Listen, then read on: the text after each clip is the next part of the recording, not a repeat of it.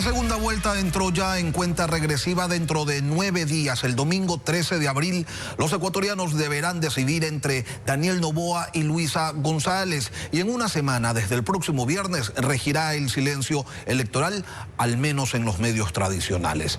Esta segunda vuelta será la primera en la que usar el celular estará prohibido durante el sufragio. Si alguien lo hace, se expone a una multa de entre 9.870 y 32.900 dólares. Los dos finalistas llegan con una muy escasa diferencia, pues en primera vuelta Noboa obtuvo el 44.17% de los votos frente a González, que se quedó con 43.97%. Miremos de cerca las estrategias de campaña de los candidatos en esta última semana oficial con el economista Juan Andrés Rivadeneira. Buenos días, bienvenido a Contacto Directo.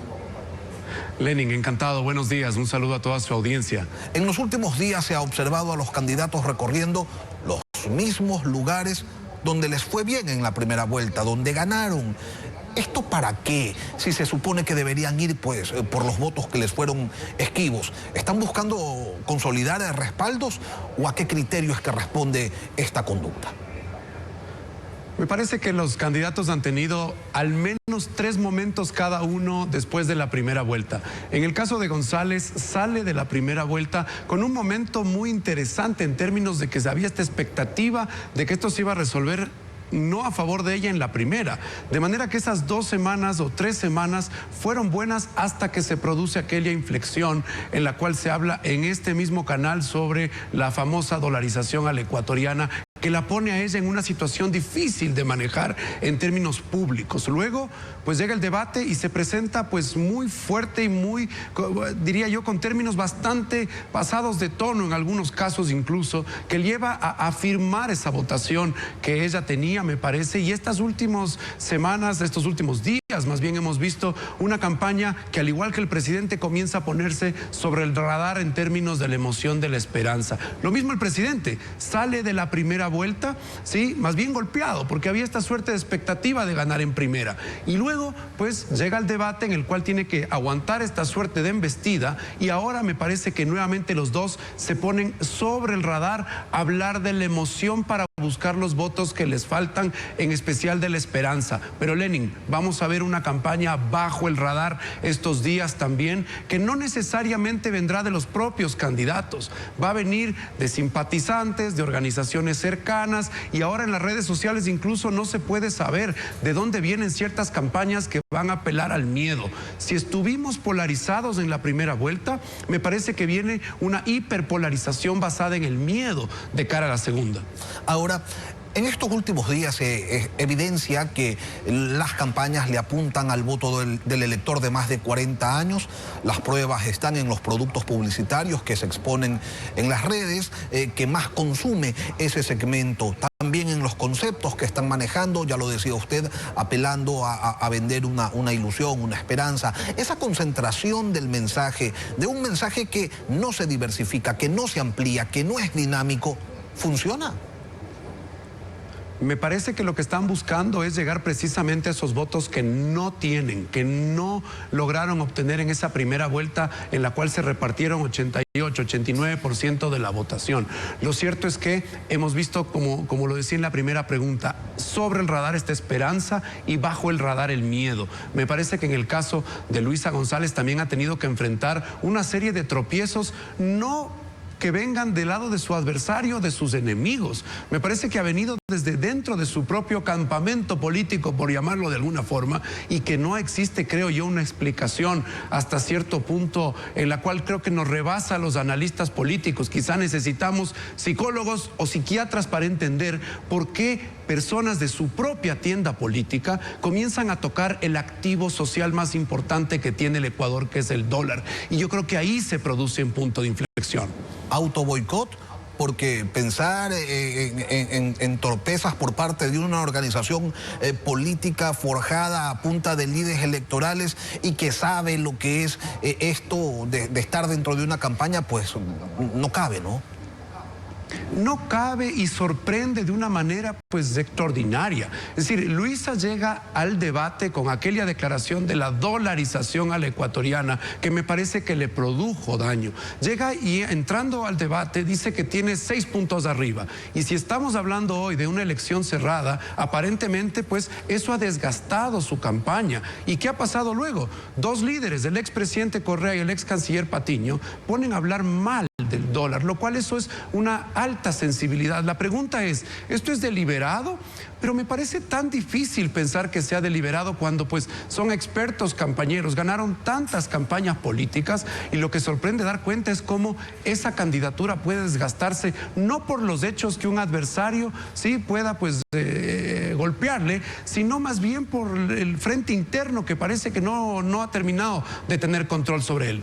Si dejáramos de lado estos elementos externos que ciertamente afectan al desarrollo de la campaña, ¿se podría decir que el país está hoy en medio de una campaña electoral timorata, muy táctica quizás, de movidas calculadas, donde por tratar de cometer menos errores terminan quizás inmovilizados?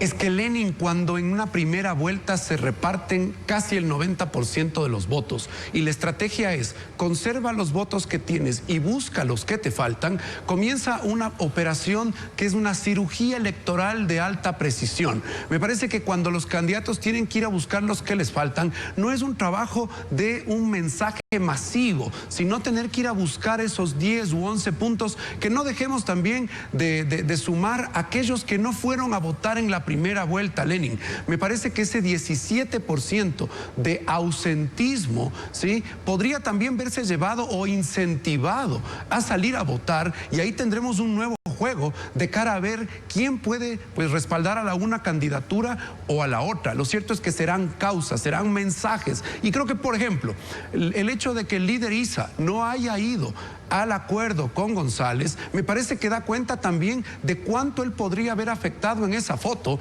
porque eso sí, no me digan que que fue una coincidencia, que él no pudo llegar al evento más importante para ellos de segunda vuelta, que fue ratificar el apoyo a su candidata. Me da la impresión de que también van cuidando, ¿sí?, hasta dónde llegar a esa parte de la radicalidad que quizá ya la tienen porque les falta el resto, porque si no pueden quedarse cortos. Ahora, ¿identifica usted aciertos en esta parte, en el manejo de las campañas? Esos mensajes de Ecuador hacia adelante del candidato Noboa o de Luisa por la vida de la candidata González, ¿son los adecuados para un electorado que está, como usted decía hace un momento, hiperpolarizado, hambriento de propuestas, pero al mismo tiempo en estado de inanición porque no llegan, pues? Pongámonos un poco exigentes, Lenin. Hubiésemos querido una campaña de propuestas y siempre lo decimos. Lamentablemente eso no ha existido. No hemos tenido una gran campaña basada en propuestas que la gente habría querido escuchar, pero quizá pues esa suerte de vertiginosidad que tienen las campañas electorales. Y me parece también que de los dos lados no existe necesariamente un gran proyecto para el país. No hay una claridad y en eso creo que hemos tenido un déficit. Ahora, en cuanto a aciertos, me parece que el presidente Noboa recoge, como candidato por supuesto, el mensaje de la primera vuelta. ¿Y qué hace? Decide acercar el gobierno a la gente. Tanto él físicamente, sus ministros, sus programas, y eso creo que le ha dado más bien réditos para recuperar. Y nuevamente estamos hablando de una elección cerrada, de una elección compleja, lo cual quiere decir que cada voto cuenta, y estos días en que se van a activar esa campaña sobre el radar y la bajo el radar, terminará la campaña el jueves, tendremos muchas redes hasta el fin de semana, mucha zozobra, y hay una responsabilidad ciudadana también de cómo compartir muchos contenidos que a veces van a tener mucha carga de falsedad. Por un principio elemental de contradicción, cuando la campaña del candidato Noboa dice Ecuador hacia adelante, le está diciendo al electorado, con la otra candidatura el Ecuador va hacia atrás.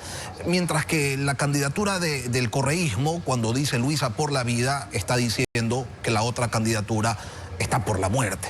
Por elemental principio de contradicción. Este mensaje ¿finalmente cala en el electorado o es demasiado elaborado y en una sociedad pues líquida en donde no hay mucho tiempo para el análisis o mucho interés por él, se termina diluyendo y queda simplemente en la intención? Se diluye, Lenin, absolutamente se diluyen, porque aparte en esa liquidez que usted mismo señala de la sociedad, todo termina cambiando muy rápido. No hay, en ese famoso libro que usted cita, se habla de los estados sólidos y los estados líquidos. Es decir, ya no hay esa permanencia y todo cambia muy rápido. Por eso es que me parece que se van a diluir, pero se produce el contraste. Es decir, la candidata González habla de vida, seguramente porque da cuenta de la situación compleja que vive como gobierno, el gobierno el candidato Noboa en términos de seguridad, y eso lo vive el país. Lo que me da la impresión, en cambio, en el caso de Noboa, es brindarle una esperanza, porque desde el gobierno él tiene que hacer también una campaña de continuidad. Es decir, esto va a mejorar, vamos adelante. Me parece que es importante darle, y recordemos la última campaña del presidente Obama en los Estados Unidos, la única palabra que utilizó en su campaña fue adelante, porque tenía que convencer que lo que venía era mejor y podían continuar. Entonces tenemos, sí, una campaña de contraste en lo semántico, pero lo cierto es que los ciudadanos van tomando decisiones, incluso muchos en la propia fila cuando van a votar. Así que va a ser unos golpes de efecto que tendremos quizá estos últimos días, que también tiendan a mover esa balanza de esos pocos votos que aparentemente definirán esta elección. A menos que veamos un gran hecho, una gran situación, un gran error que pueda ocurrir para entender que puede haber una diferencia más holgada. Así como no hay grandes propuestas por parte de ninguna de las campañas, tampoco se cuentan con pequeños gestos diferenciadores como lo fueron en su momento los muñecos de cartón o los zapatos rojos de elecciones pasadas. Es decir, no hay nada. Esa ausencia de creatividad, no sé, ¿en qué se apalanca? ¿Cómo se explica?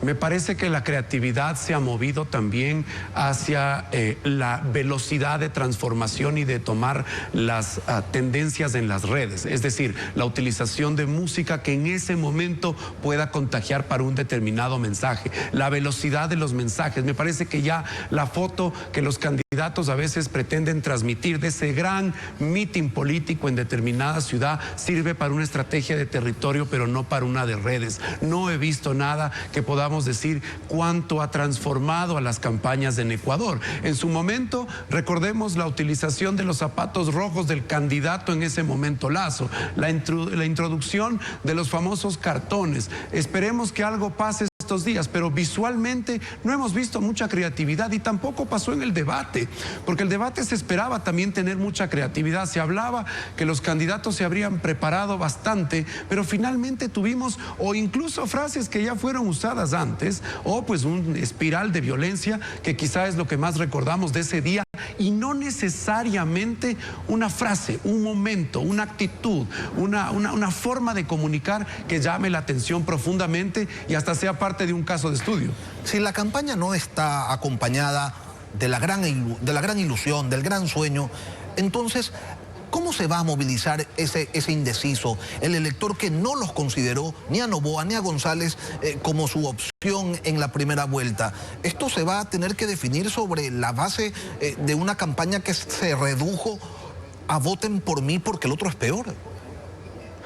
Me parece que hay buena parte de lo que usted indica. Habrá gente que no encuentre un refugio, que se encuentre en esta suerte de orfandad electoral y decida anular su voto, pero también me parece que mucha gente se va a movilizar por un sentimiento mayor que puede ser el miedo. Y las dos campañas se van a encargar, no necesariamente sus candidatos, pero sí sus equipos, de vender esta sensación de gente que irá a votar. Recordemos, Lenin, hay gente que vota a favor de alguien o en contra de alguien, a favor de algo o en contra de algo, y creo que eso moviliza mucho de cara a la elección, y ahí se van a mover esos pequeños votos hasta el final del día domingo de la próxima semana.